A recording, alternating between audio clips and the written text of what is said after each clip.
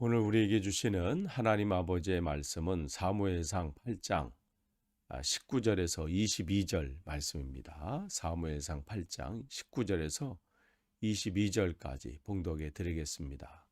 원래는 이제 10절에서 22절까지 읽어야 되는데요. 오늘 시간상 읽기는 19절에서 22절까지 말씀 올립니다.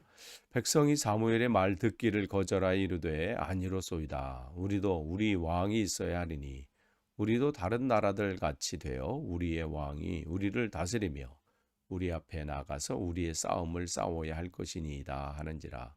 사무엘이 백성의 말을 다 듣고 여호와께 아뢰매 여호와께서 사무엘에게 이르시되 그들의 말을 들어 왕을 세우라 하시니 사무엘이 이스라엘 사람들에게 이르되 너희는 각기 성읍으로 돌아가라 하니라. 아멘.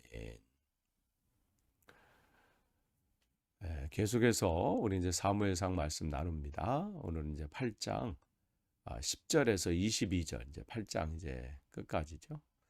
이렇게 말씀을 나누겠는데요. 어제 말씀을 기억하시면 이제 세월이 좀 지났어요.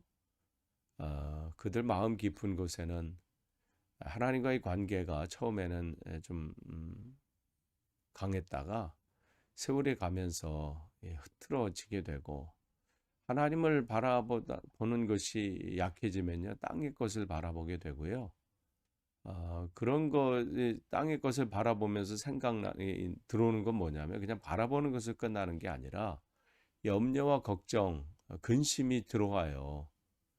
이러다가 잘못되는 건 아닌가? 이러다가 큰일 나면 어떻게 되지? 이 일이 지금 잘 되어서 지금은 잘 보내고 있고 잘 지내고 있는데 혹시 잘못돼서 어려움을 당하면 어떻게 되나? 뭐 이런 생각들이 스물스물 내게 찾아와요. 그러니까 걱정하게 되니까 지금 그들이 우리에게도 왕을 좀 세워달라 사무엘에게 얘기하잖아요. 당신은 나이가 들었고 또 당신의 아들들은 또 당신과 같이 또 그렇게 행하지 않고 그러면서 그들이 이제 그 마음 깊은 곳에 있었던 얘기를 하죠. 우리도 왕이 있어야 되겠다. 그래서 하나님께서 안타까워하시죠. 그러나 그렇다고 해서 하나님께서 하나님의 계획과 뜻을 포기하시진 않죠. 또 하나님의 계획을 계속해서 진행해 가셔요. 그러면서 이제 사무엘을 통해서 하나님께서 너희들이 이 왕을 요구하는데 왕을 세우게 되면 어떠한 일이 일어나는지를 10절에서 18절까지 쭉 얘기하시는 거예요. 말씀해 주시죠. 이러한 어려움도 생기고 이러한 책임도 있어야 되고 이러한 너희들이 짐을 져야 되고 이러한 어려움들이 생길 거고 쭉 얘기를 하셔요. 근데 그들이 하는 말이 뭐냐면 19절에 오늘 보면 백성이 사무엘의 말 듣기를 거절하여. 그러니까 사무엘의 말을 듣기를 거절한다는 것은 이제 하나님의 말씀을 듣기를 거절하는 거죠. 왜 그래요? 그들이 원하는 바가 있는 거예요.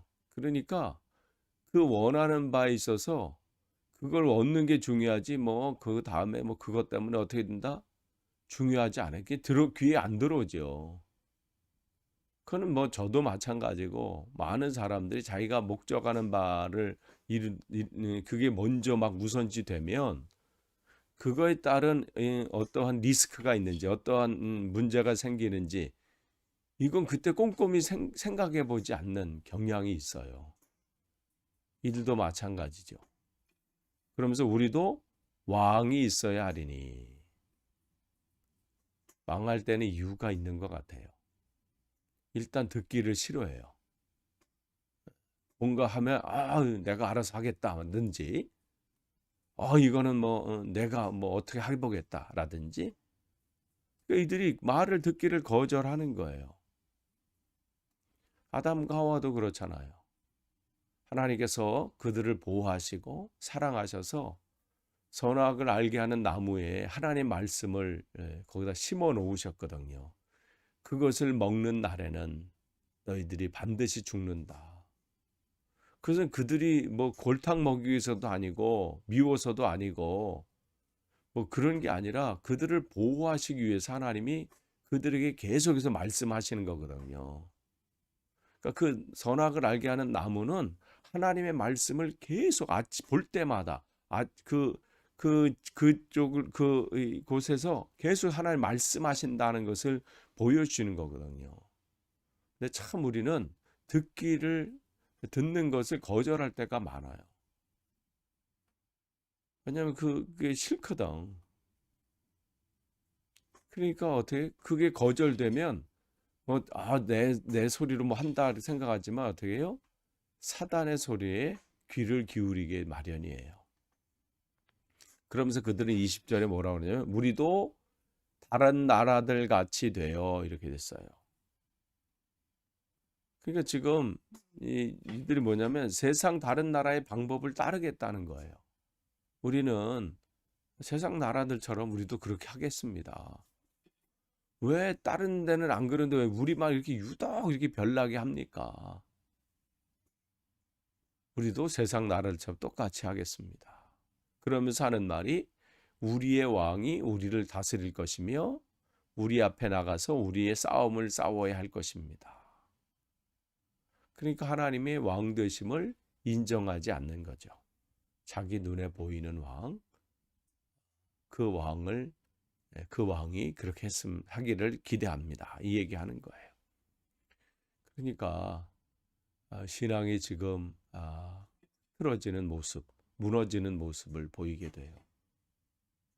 그 입술에서 어떤 말이 나오느냐가 그의 신앙을 지금 진단해 줘요.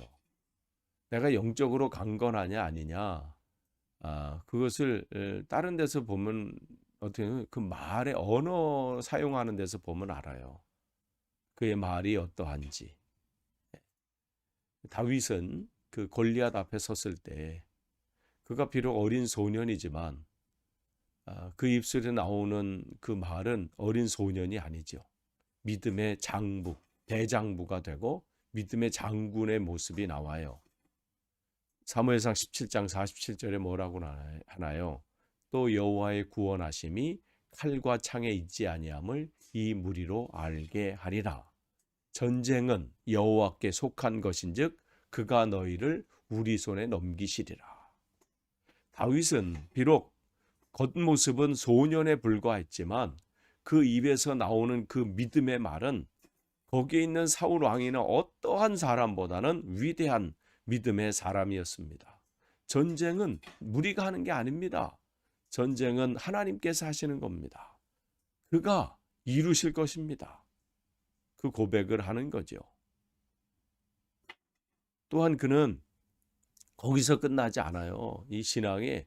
그러니까 그의 삶을 다윗이 위대하다는 것은 뭐 그의 약점도 있고 부족한 면도 있고 뭐 있지요. 그런데도 하나님께서 그를 유독 내 마음에 합한 자라 내가 모든 계획한 일을 그를 통해서 다 이루리라 말씀하시는 것은 그가 완벽한 사람이어서가 아니에요. 지금으로 이게 따지면요, 공격받을 만한 일들이 얼마나 많나요? 있어요. 그럼에도 불구하고 하나님께서 그를 칭찬하시는 것은 그의 믿음의 고백 때문에 그렇고 믿음이 변하지 않고 그 흔들림 없이 나가기 때문에 그래요. 시편 20편 7절에 다윗의 이러한 시편이 있지요. 어떤 사람은 병고 어떤 사람은 말을 의지하나 우리는 여호와 우리 하나님의 이름을 자랑하리로다. 흔들리지 않는 거예요. 세상 사람들의 방법대로 가려고 하지 않는 거죠.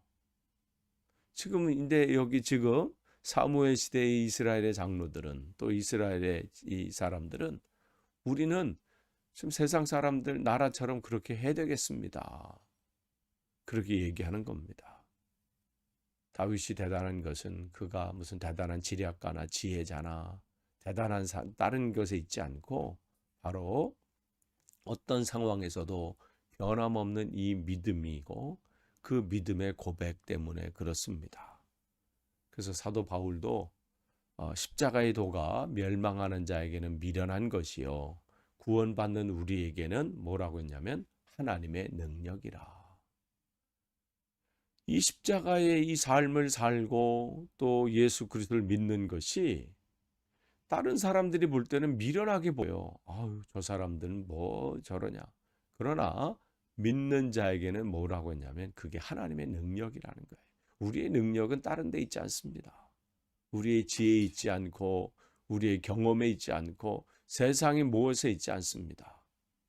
주님께서 우리를 통해서 역사하시는 거죠.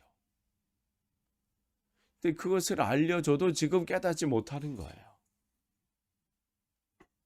근데 지금 이스라엘이 보이지 않는 하나님의 손에 의해서 하나님께서 다스리고 계신다는 것을 알지 못하죠.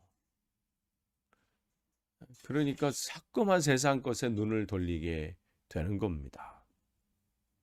그러면서 그들은 사무엘이 다스리는 것보다 왕을 세워서 그가 체계적으로 뭐 이렇게 해서 이렇게 하고 군사력도 세우고 또 뭐 이렇게도 하고 저렇게 해서 하면 우리가 다른 저기 있는 나라보다 더 강해질 것이다. 정말 그 꿈을 꾸고 있고 얘기하고 있지만 사실은 착각인 거죠. 21절에 이제 그 상황은 이제 다 들었어요. 그래서 사무엘이 그 백성의 말을 듣고 여호와께 아뢰입니다. 사무엘은 늘 하던 방식대로예요. 문제가 생기면 그 문제를 가지고 하나님 앞에 나아가는 거예요. 그래서 그 상황을 알려드리는 거죠. 그럴 때 하나님께서 그들의 말을 들어 왕을 세우라. 그러면서 이제 말씀하시죠. 이것은 하나님께서 인간에게 굴복하셨다 그 얘기하는 게 아니라 그들의 생각이 지금 고집과 또 생각이 그렇잖아요. 그 방법을 통해서도 또 하나님은 또 하나님의 계획을 또 하나님 목적하신 바를 이루어 가신다는 것이죠. 그래서 다윗 왕과 같이 하나님 말씀에 순종하고 그 믿음으로 사는 이 그들을 통해서 또 하나님의 계획들을 이루어 가십니다. 하나님의 지금 계획하심은 진짜 왕을 이제 세우시고 또 하나님께서 그 일들을 이루시는 일들을 지금 진행하고 계시죠. 여러분 오늘 하루도 여러분 사실 때 여러분 분명하게 기억하세요. 내 진짜 왕은 누구인지, 내 삶의 진짜 주인은 누구인지. 우리가 그것을 놓치면요 세상 것이 크게 보이고요 그것에 내가 잡혀 먹히는지도 모르고 그것이 얻어지면 뭔가 내 삶이 새롭게 되어지고 지금보다는 뭐 대단해질 거라고 착각한단 말이죠. 그런데 우리가 주님을 놓치는 순간 모든 것을 잃어버리게 돼요. 우리의 삶은 세상의 다른 것에 의해 채워지지 않습니다. 오직 주님께서 채워주실 때 이 모든 것도 더하신다는 그 하나님의 말씀이 이루어지는 거예요. 그걸 순서를 놓치면 안 돼요. 우선순위가 분명해야 합니다. 우리는 세상 사람들과 똑같은 사람들이 아니에요. 하나님께서 택하신 민족이고 또한 하나님께서 오늘 우리를 세우셔서 하나님의 계획들을 이루시기를 원하신다는 거죠. 그러니까 우리의 힘은 세상의 다른 것에 있지 않아요. 돈에 있지 않고 세상의 권력에 있지 않고 세상 사람들과 인맥에 있지 않습니다. 우리에게 주시는 그 힘은 오직 하나님입니다.